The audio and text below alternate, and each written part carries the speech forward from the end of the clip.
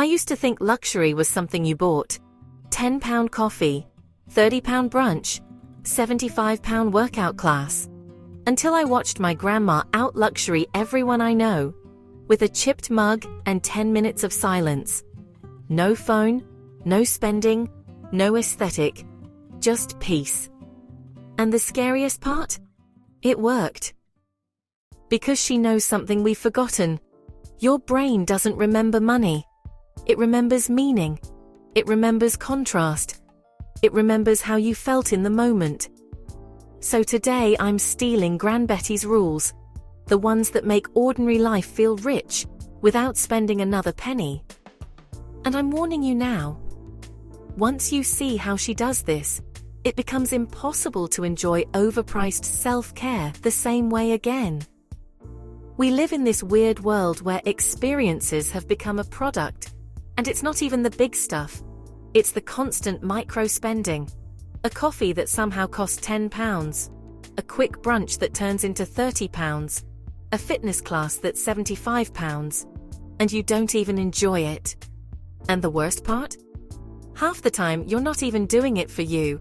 You're doing it so your life looks like a life. So you can feel like you're keeping up. But I started noticing something. You can spend money all day and still feel like you didn't actually live any of it. Like it went straight through you. And I realized that's because most modern luxury isn't designed to make you feel good. It's designed to make you feel like you need more. Gran Betty is the opposite. She doesn't buy moments. She makes them. And the first time I saw it properly was last month, when I was burnt out and I did the most predictable thing ever. I tried to buy peace online. I bought a £45 meditation starter kit, designer mat, weighted eye mask, the whole thing.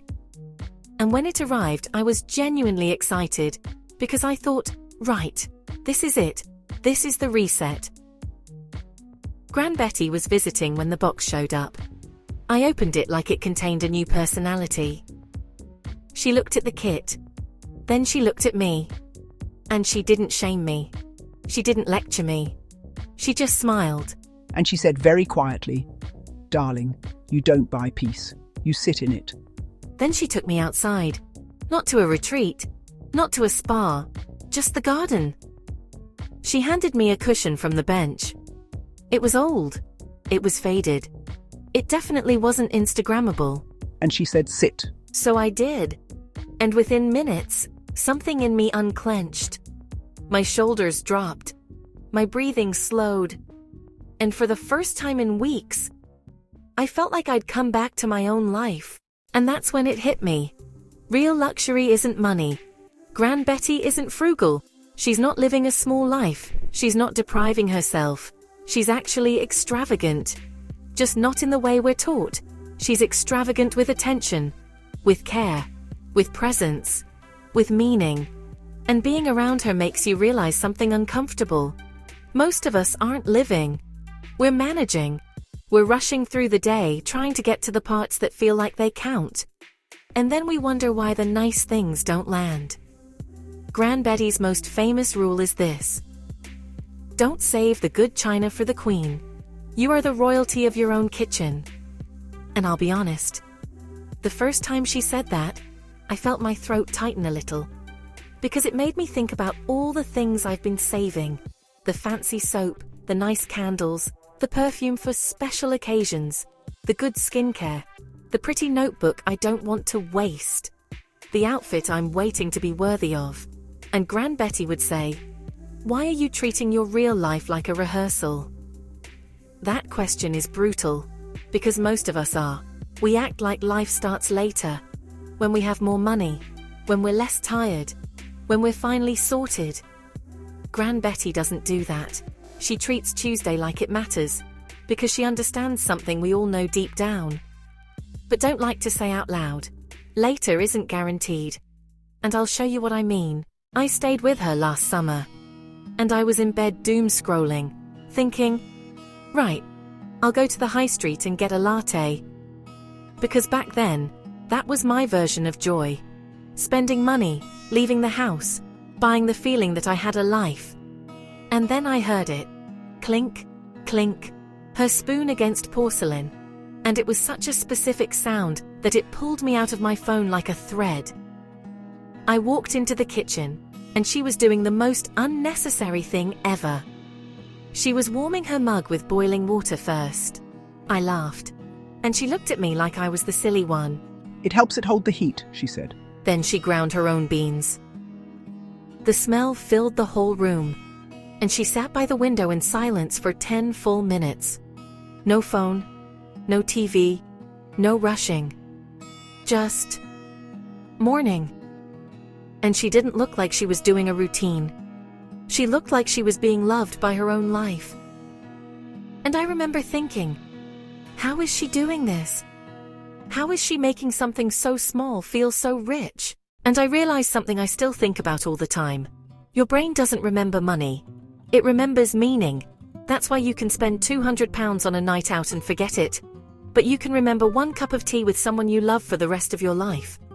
Because what stays isn't the price. It's the presence.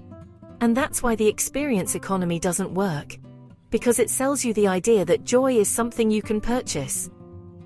When joy is actually something you have to be available for. Gran Betty is available. She doesn't outsource joy. She makes it where she is. So if you want the Betty-approved life, here are 5 micro-luxuries you can do this week. None of them require a credit card. The first is the 5-star plate. Take something painfully normal. Toast. A grocery store brownie. Even cereal. Put it on a real plate. Add 1 small fancy thing. Cinnamon, icing sugar, mint, anything. Then sit down. Not standing, not rushing, not hovering. And here's the rule. No phone. Gran Betty says, if you don't taste it, you didn't have it. The second micro-luxury is the ambient upgrade. Gran Betty never uses the big light. She says, the big light kills joy. So instead she uses 1 lamp, a candle, fairy lights, even just the light from the hallway. And it changes everything. Because lighting tells your body, you can soften now, you can slow down now, you are home. The third micro-luxury is the Use It Up Spa. Gran Betty says, don't buy a new face mask, use what you already own. It's not about frugality. It's about permission. A warm flannel, 1 drop of lavender oil, or none. The bathroom door locked, the good towels out, and no one allowed to speak to you. And suddenly the luxury isn't the product, it's the permission. The fourth micro-luxury is treating yourself like a guest in your own home. She puts out a proper glass. She uses a plate for even a small snack. She sits down and gives herself care the way she would to anyone else. And she says, if you wouldn't serve it like that to a guest, why are you serving it to yourself? The fifth is the soundtrack switch. Music before she does anything. Cooking, jazz, cleaning, Motown, tired, something soft. And suddenly you're not just doing chores, you're living inside them. And it's a free way to tell your nervous system, you are safe, you are allowed to be here. Now think about the before and after. Option A, rushed £30 brunch, noisy cafe, cold eggs, take the photo, leave still stressed. Option B, homemade picnic, thermos of tea, park bench, handwritten note to someone you love. Both are experiences, but only one makes you feel like you actually lived. And Betty's version costs about 80 pence. This isn't just about saving money, it's about something bigger. Experiential wealth. Because the tragedy of the experience economy isn't the empty bank account, it's the empty memory. Gran Betty taught me something I didn't expect.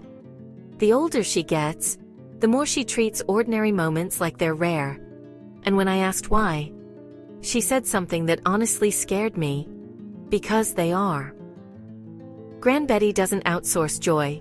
She makes it where she is. She makes it now. Your home should be a sanctuary, not a showroom. And if you needed a reminder of that today, I hope Gran Betty gave it to you. If you enjoyed this, hit like, subscribe, and go watch the rest of Gran Betty's Money Wisdom playlist next. She has dozens more small real ways to feel richer without spending a penny. and I'll see you in the next one.